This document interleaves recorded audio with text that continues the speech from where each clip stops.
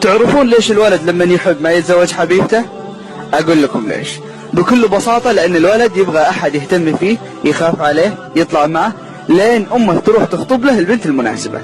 ولما تسأله حبيبتك يقول لك ما أتزوج واحدة تتكلم وتطلع معي لأنها أصلا مو متربية. لحظة أخوي، البنت اللي كنت تحبها صارت مو متربية؟ ليش؟ طيب والكلام الحلو اللي كنت معشمها فيه والوعود وين راحت؟ على طاري التربية، ترى أهلها ربوها أحسن تربية، بس الحقيقة هي زيك كانت محتاجة اهتمام غير اهتمام الوالدين. وبعدين كل شخص مسؤول عن تصرفاته، الوالدين ما لهم علاقة بشيء. هذه جزات اللي عطتك الثقة العمياء وضحت بنفسها؟